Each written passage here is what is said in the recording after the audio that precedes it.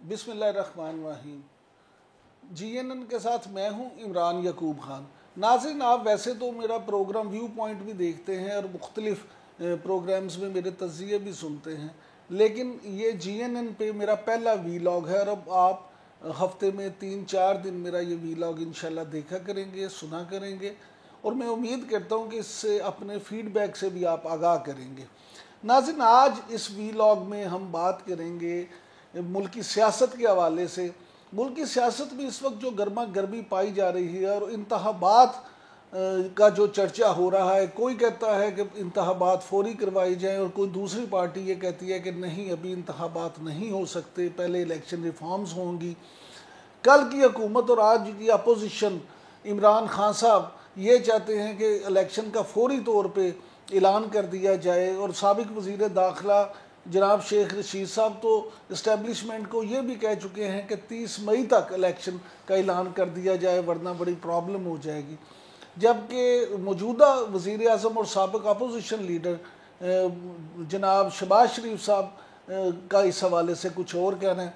इन सारी चीज़ों पे हम गुफ्तगू करेंगे। पहले बात कर लेते हैं कि इस वक्त मौजूदा सियासी सूरत हाल में क्या फौरी इलेक्शन हो सकते हैं या नहीं।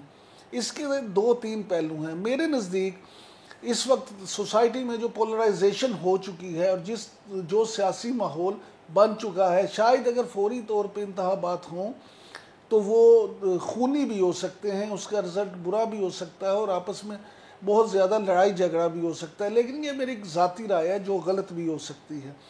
अब आ जाते हैं सियासी जमातों के हवाले से कि सियासी जमातें इस हवाले से क्या सोचती हैं। सबसे पहले अगर हम हुकूमत की बात करें तो एक सीधी सी बात है, हुकूमत फौरी तौर पे इलेक्शन क्यों करवाएगी?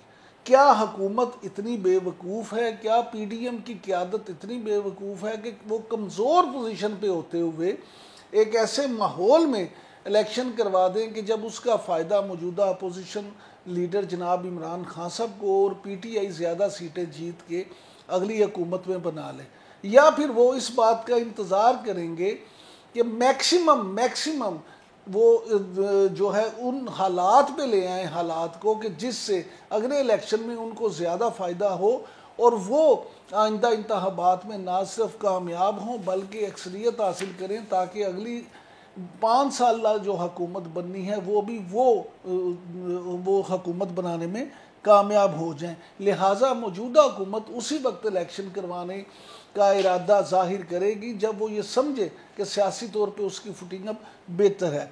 इसी तरह वो इन तमाम चीज़ों को सियासी तौर पे उस नहज तक ले जाएंगे कि जिसमें उन्हें उसका ज़्यादा से ज़्यादा फ़ायदा हो। वज़ीर आज़म शहबाज शरीफ के हवाले से इस बात पे भी बड़ा शोर मचा हुआ है कि जनाब वो अपनी काबीना के लोगों को लेके अपने कायद और बड़े भाई साबिक जो वज़ीर आज़म 3 बार के इस मुल्क के वज़ीर आज़म जनाब नवाज शरीफ से मुलाकात के लिए चले गए हैं। और PTI के लोग तो ये कह रहे हैं कि जी मुल्क में इस वक्त 2 वज़ीर आज़म हैं, एक लंदन में बैठ के मियाँ नवाज शरीफ हुकूमत चला रहे हैं जबकि मियाँ शहबाज शरीफ यहाँ हैं। इसी तरह से 2 वज़ीर ख़जाना हैं, एक इसहाक डार साहब लंदन में बैठे हैं और दूसरे यहाँ पे जनाब मुफ्ता इस्माइल साहब हैं और 2 जो हैं वो तवानाई के मिनिस्टर हैं, एक शाहिद हकान अब्बासी साहब और दूसरे जनाब खुरम दस्तगीर साहब। जबकि हुकूमत का ये कहना है कि बात यह है कि अपोजिशन को आदत है बेपड़ की उड़ाने की। असल में सूरत हाल ये है कि मुल्क में सियासी सूरत हाल बड़ी ख़राब है और इमरान खान साहब जिस एग्रेसिवनेस के साथ मौजूदा सियासत में जो गर्मी और तेज़ी ला चुके हैं उससे निपटने के लिए एक पॉलिसी बनाने की ज़रूरत थी, एक स्ट्रेटजी बनाने की ज़रूरत थी। इसीलिए मियाँ नवाज शरीफ ने मियाँ शहबाज शरीफ को और उनके करीबी लोगों को, काबीना के मेंबरों को वहाँ बुलाया है लंदन में ताकि उनके साथ बैठ के तवील नशिस्तें की जा सकें और मामलात को ये तय किया जाए कि अब वज़ीर आज़म वो पॉलिसी अपनाएंगे जिससे मुल्क को मुआशी सूरत हाल जो ख़राब मुआशी सूरत हाल है ना सिर्फ उससे निकाला जाए बल्कि सियासी सूरत हाल में भी ऐसी हिकमत अमली अपनाई जाए कि जिससे सियासी तौर पे मुस्लिम लीग नून को आने वाले इंतखाबात में फ़ायदा हो। इसी सिलसिले में मोहतरमा मरियम नवाज साहिबा को पहले ही मैदान में उतार दिया गया है, वो अपने जलसे करने में मसरूफ़ हैं। जबकि अब हमारे वाकफा निहाल के मुताबिक लंदन में ये भी तय किया गया है कि इमरान खान साहब की एग्रेसिव जो कैंपेन है उसका जवाब भी उसी तरह से एग्रेसिवली दिया जाएगा। और ये तय किया गया है उसमें कि पाकिस्तान मुस्लिम लीग नून जो है और मियाँ शहबाज शरीफ बतौर वज़ीर आज़म अब इमरान खान साहब को उसी तरह से जवाब देंगे और उनके गिर्द शिकंजा जो है इतना टाइट कर दिया जाएगा कि जिससे वो कोई भी ऐसा काम ना कर सके कि जिससे उनकी अवाम में मकबूलियत में इजाफा हो, क्योंकि मुस्लिम लीग नून की क़यादत ये समझती है कि शायद थोड़ा सा ज़्यादा बुर्दबारी दिखाने से या थोड़ा सा मामला ढीला करने से इमरान खान साहब जो हैं वो ज़्यादा लीवरेज हासिल कर रहे हैं। बात यही ख़त्म नहीं होती। पाकिस्तानी सियासत की अगर बात हो तो उसमें पाकिस्तान पीपल्स पार्टी और बिलावल भुट्टो जरदारी और आसफ अली जरदारी को माइनस नहीं किया जा सकता। आजकल जनाब बिलावल भुट्टो जरदारी और आसफ अली जरदारी भी सियासत में पूरी तरह से इन हैं। आसिफ अली जरदारी ने तो कल प्रेस ब्रीफिंग की, सहाफ़ियों से मुलाकात की और बड़ी खुल खुला के बातें की। आखिर में वो जाते जाते एक लाइन ये भी कह गए कि कोर कमांडर पेशावर जो हैं जनरल फैज़ वो तो आजकल खुले लाइन लगे हुए हैं। अगरचे उन्होंने उस सहाफ़ियों से उस मुलाकात के बाद उसकी तरदीद भी की और ये भी सफाई भी पेश करने की कोशिश की कि वो स्लिप ऑफ टंग थी और उनकी ज़ुबान से ऐसे ही वो जुमला निकल गया। लेकिन आज बिलावल भुट्टो जरदारी साहब ने जो बात की है उसमें उन्होंने कहा कि उनको अदम एतमाद साबिक़ वज़ीर आज़म जनाब इमरान खान साहब के ख़िलाफ़ अदम एतमाद लाने से पहले एक वफाकी वज़ीर ने उनके एक साथी के ज़रिए से उन तक ये पैगाम पहुँचाया कि अगर आप बाज नहीं आएंगे, अगर मामला ठीक नहीं होंगे तो मुल्क में मार्शल्ला लग जाएगा।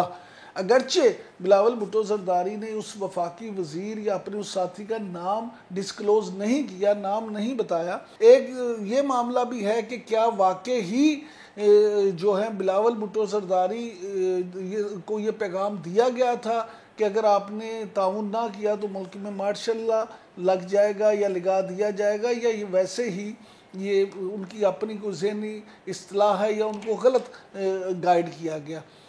नाज़रीन, अगर बात हम करें मौजूदा हुकूमत की कारकर्दगी के हवाले से तो बहुत सारे लोग मौजूदा हुकूमत से इस बात से शाकी नज़र आते हैं कि मुआशी तौर पे ये कोई रिलीफ फौरी तौर पे नहीं दे सके। अगरचे हुकूमत का इस ज़िमन में ये भी कहना है कि जो इमरान खान साहब ने साबिक़ अपने दौरे हुकूमत में मुल्क को जिस नहज तक पहुँचा दिया है और जो मुआशी तौर पर जहाँ मुल्क खड़ा है तकरीबन हम डिफ़ाल्टर होने के करीब हैं, और IMF के साथ जो उन्होंने मुआहदा किया था वो इंतहाई गलत था और उसके ये समरात हैं और बहुत सारी ऐसी चीज़ें।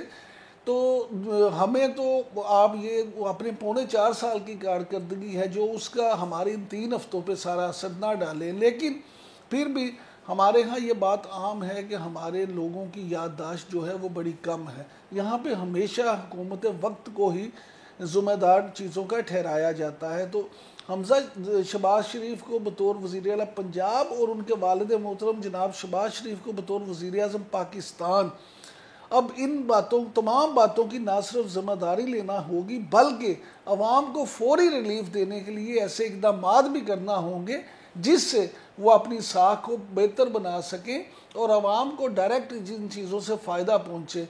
मुल्क की मुआशी सूरत हाल जैसी भी हो, मुआशी जो तज्ज़ियाकार हैं उनके मुताबिक हुकूमत को पेट्रोल की कीमतें बढ़ाने का, डीज़ल की कीमतें बढ़ाने का करवा गूंद पीना ही होगा, क्योंकि IMF की शर्त बुनियादी ये है। अब अगर मौजूदा हुकूमत इन चीज़ों की कीमतों में इजाफा करती है, पेट्रोल और डीज़ल की कीमतें बढ़ा दी जाती हैं, तो फिर इसका असर हर चीज़ पे पड़ेगा और हर चीज़ महंगी होगी, जिससे शायद अवाम इतनी ज़्यादा खुश ना हो। लेकिन हुकूमत को यह करवा घूंट पीना पड़ेगा क्योंकि IMF से अगली भी इमदाद लेना है। और सऊदी अरब और दुबई के जो दौरे किए थे वज़ीर आज़म शहबाज शरीफ ने, उनके हवाले से भी ये कहा जाता है कि अगरचे उन्होंने मियाँ शहबाज शरीफ को बहुत सारी यकीन दहानियाँ कराईं, लेकिन वो सारी यकीन दहानियाँ भी किसी न किसी तरह से IMF के मुआहदे से ही नथी हैं। लिहाजा ये सारी चीज़ें जो है ये आने वाले दिनों में तय हो जाएगा कि हुकूमत का ऊँट किस करवट बैठता है। और जैसे ही लंदन में भी प्रेस कॉन्फ्रेंस होगी और बताया जाएगा कि अब क्या फ़ैसले इस मीटिंग्स में हुए हैं जो मियाँ नवाज शरीफ ने मियाँ शहबाज शरीफ से 1-on-1 और फिर उनकी टीम के साथ की हैं, तो फिर सूरत हाल वाज़ेह होगी कि मुस्लिम लीग नून आइंदा सियासत के लिए अब क्या पॉलिसी अपनाती है। नाज़रीन, अगर आपको हमारा ये वीलॉग पसंद आए तो हमें फ़ीडबैक ज़रूर दें। जल्द आपसे फिर मुलाकात होगी। शुक्रिया। पाकिस्तान जिंदाबाद।